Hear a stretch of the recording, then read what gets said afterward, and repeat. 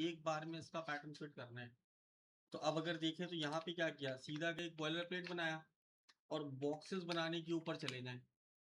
तो बॉक्सेस में हम बॉक्स कुछ ऐसे बनाएंगे, पहले एक बॉक्स बनाएंगे, फिर 2, फिर 3, फिर 4, फिर 5, और ऐसे करते करते मेरे को 10 बॉक्स तक जाना है, जिसमें से 4 या 5 जो आपके पैटर्न होंगे वो मैं बना दूंगा, और उसके नीचे के जो पैटर्न्स होंगे 10 तक वो आपने बना के लाने होंगे। तो एग्जाम्पल के तौर पे हमें यहाँ पे क्या करना है कि सिंगल एक बॉक्स बनाना है फुल साइज का। तो हमने लिखा क्लास का नाम dot call hyphen one. Call का मतलब कॉलम, और वन का मतलब वन बॉक्स बनाना है। एंटर किया तो डिव बन के तैयार हुआ। अब इसको अगर डिजाइन करना चाहें तो टॉप पे गए और हमने ऐड किया स्टाइल। स्टाइल के साथ में बॉडी, और बॉडी में क्या लिख दें, मार्जिन और 0, ये फिक्स्ड है अभी के लिए। फिर अगर देखें डॉट कॉल हाइफन वन अगर डिक्लेयर करें, सिंगल बॉक्स बनाना है तो विड्थ लिखें कि ना लिखें,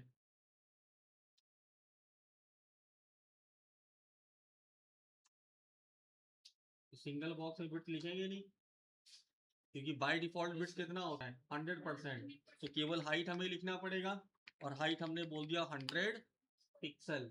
और हाइट के साथ क्या लगा दें, बैकग्राउंड, और बैकग्राउंड कलर उठा लेते हैं एक्वा। रन करा के देखें तो सिंगल बॉक्स तैयार है। अब इसी के नीचे हमें 2 बॉक्सेस बनाने हैं, और 2 बॉक्सेस का मतलब एक के बगल में एक वाले 2। तो 2 बॉक्सेस बनाने का मतलब मैं बोल दूं कॉल हाइफन 2 मल्टीप्लाई बाई 2। तो 2 कॉलम्स बन के आ गए। अब दोनों कॉलम्स का अगर हम कोड लिखना चाहें तो ऊपर क्या लिखें, कॉल हाइफन 2, और विड्थ कितना लिखें 50%, हाइट 100 px, बैकग्राउंड कलर मान लो रॉयल ब्लू। और अब अगर ये कोड रन करें तो div का मतलब ब्लॉक एलिमेंट था, तो अभी 2 बॉक्सेस आएंगे लेकिन एक के नीचे एक, और दोनों का कलर सेम है तो फील नहीं हो रहा।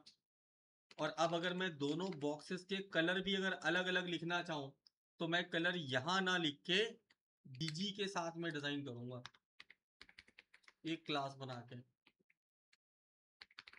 बैकग्राउंड कलर टोमेटो, और एक कलर यहाँ और बना देंगे BG2, और बैकग्राउंड कलर गोल्ड। तो यहाँ से बैकग्राउंड कलर हटाया, और अब अगर इनको बैकग्राउंड कलर देना पड़ेगा तो सेकंड क्लास पास कर देंगे। और क्लास के साथ काम करने में फायदा है, क्योंकि हम अगर कुछ इन फ्यूचर भी ऐड करना चाहते हैं तो वो ऐड कर सकते हैं। तो आईडी हम रियर केसेस में ही केवल बनाते हैं। अब अगर चेक करके देखें तो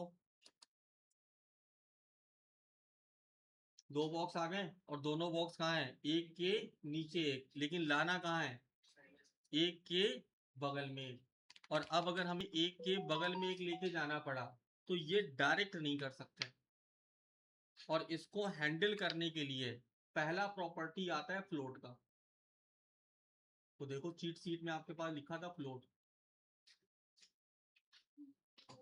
टिक लगा दो उसके आगे। ठीक, फ्लोट का मतलब क्या है, तो फ्लोट का मतलब है डायरेक्शन, और ये केवल एक्स एक्सेस को देखता है।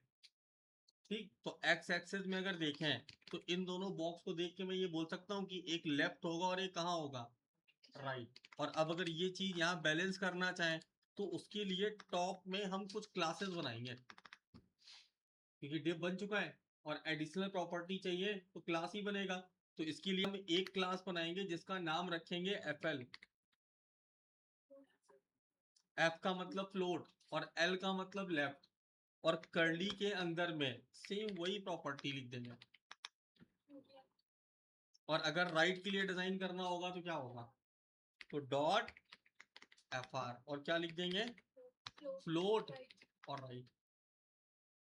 इन दोनों को अप्लाई करके अगर देखना चाहें तो नीचे जाएंगे और यहां जाके क्या लिख देंगे, FL, और यहां लिख देंगे FR। तो इससे क्या होगा, तो जो ये बॉक्स है FL वाला लेफ्ट से स्टार्ट करेगा, FR वाला राइट से स्टार्ट करेगा, हो जाएगा मैनेज। अगर इन दोनों के बीच में गैप लाना पड़े तो गैप लाने का तरीका क्या होगा? तो जो भी आपके पास ये विड्थ है उसमें 1% सब्ट्रैक्ट कर दो, तो टोटल विड्थ है 100। दो बॉक्स अगर होंगे तो एक गैप बनेगा, तो 100 माइनस 1 और डिवाइड बाई 2 तो निकलेगा 49.50।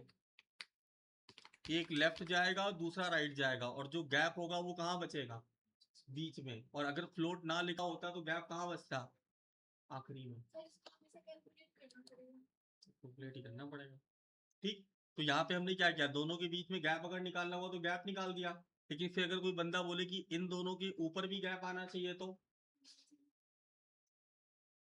दोनों में गैप चाहिए, तो हम यहाँ कॉलम नंबर 2 पे लिख सकते हैं मार्जिन टॉप से कितना, 10 पिक्सल। और फिर से चेक करके देखें तो बन गया। तो अगर मुझे सिंगल बॉक्स बनाना है तो हम डायरेक्ट बनाएंगे, लेकिन अगर एक से ज्यादा बॉक्स बनाने पड़े तो हम प्रॉपर्टी कौन सी यूज करेंगे? फ्लोट की। अब इसी के साथ अगर देखें, मान लो कोई बंदा बोले कि 3 बॉक्स बना दो, या फिर कुछ ऐसे देख लें कि अभी जो ये वाला बॉक्स है ये तो नॉर्मल था, लेकिन ये दोनों बॉक्स किसकी प्रॉपर्टी अडॉप्ट कर रहे हैं? एफ और एफ मतलब फ्लोट की। तो अब ये समझो कि अगर किसी भी बॉक्स के साथ फ्लोट का प्रॉपर्टी लगाया गया तो वो बॉक्स अपनी जगह से एक लेयर ऊपर चला जाता है। ठीक, इस चीज का मतलब क्या है? तो फोटोशॉप में अगर कोई भी काम करते हैं तो लेयर बाय लेयर करते हैं, तो हमें लेयर बाय लेयर की कहानी समझ में आती है। तो सेम अगर देखें तो जो भी आपके पास ये स्क्रीन है ये भी लेयर बाय लेयर में डिवाइड होता है। सबसे पहले क्या दिखता है? बॉडी, तो पहला लेयर। फिर उसके ऊपर ये वाला डिव रखा हमने तो ये आया उसके ऊपर। लेकिन फिर जब हमने इसके बाद दो बॉक्सेस बनाए तो वो आए एक के नीचे एक, क्योंकि वो फर्स्ट लेयर पे एक के नीचे एक के नीचे एक ही बिहेवियर हो सकता है। लेकिन अगर हमने फ्लोट यहाँ पे यूज किया तो वो एक लेयर नीचे से ऊपर उठ जाता है। तो जहां कहीं फ्लोट की प्रॉपर्टी लगेगी वो एक लेयर ऊपर चला जाता है। ड्रॉबैक क्या दिखेगा? अगर मैं यही बॉक्स फिर से नीचे लिखूं, ये कॉपी करूं और यहां जाके पेस्ट करूं, तो होना क्या चाहिए था? तो हमें तो ये लगेगा कि ये वाला बॉक्स एक और यहाँ आ जाएगा, लेकिन जो ये वाला बॉक्स है वो इस जगह पे ना आके इन दोनों के नीचे चला जाएगा, क्योंकि नीचे स्पेस खाली पड़ा है, ये दोनों ऊपर उठ चुके हैं। और अगर आपको लगता है कि ये बॉक्स उसके नीचे आना चाहिए, कि जो फ्लोट है उसका जो लेयर का डिस्टरबेंस है अगर वो हटाना चाहते हैं, तो उसके लिए हम यहाँ पे एक प्रॉपर्टी और यूज करते हैं जिसका नाम है क्लियर। और क्लियर में बस खाली हमें लिखना पड़ेगा क्लियर एंड बोथ। तो लेफ्ट और राइट का जो ये लेयर नंबर 2 पे जाने वाला पाथ है उसको ये क्लीन कर देता है। क्लीन करने के लिए क्या करना पड़ेगा? तो जब भी कभी हम फ्लोट लिखेंगे उसके तुरंत बाद एक ब्लैंक डिव हमें रखना होगा, जिसकी क्लास का नाम हम क्या रखेंगे? CLR। तो अब जहां पे ये वाला बॉक्स इन दोनों के नीचे जा रहा था, अब कौन जाएगा? ये वाला डिव। और क्लियर क्या करता है कि अगर इसके ऊपर कुछ डेटा अटका हुआ होता है तो नीचे वो उतने ही स्पेस ब्लैंक छोड़ देता है। तो अगर हमने क्लियर लिखा तो अब ये बॉक्स अपने आप नीचे आ जाएगा। ठीक, तो पहला स्टेप क्लियर है। तो अब अगर मैं आपसे बोलूं कि आपको अपनी स्क्रीन पे दो बॉक्सेस प्रिंट कराने हैं, लेफ्ट और राइट, तो क्या करा सकते हैं? करा दो। फ्लोट के साथ में हमेशा आपको क्लियर का प्रॉपर्टी रखना पड़ेगा। अब जैसे कि मान लो अगर मेरे को सिंगल नहीं रखना होता, इसके बाद 3 बॉक्सेस बनाने होते हैं, तो 3 बॉक्सेस के लिए मैं कोड क्या लिखता? शॉर्ट हैंड बताओ जरा, क्या लिखता? डॉट कॉल -3 और मल्टीप्लाई बाई 3 और एंटर कर लेता।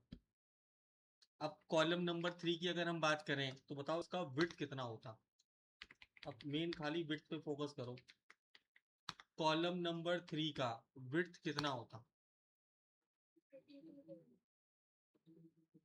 33.33, वो एग्जैक्ट होता। लेकिन जब भी कभी हम बॉक्स बनाएंगे तो बीच में गैप तो होगा ही होगा, और जो गैप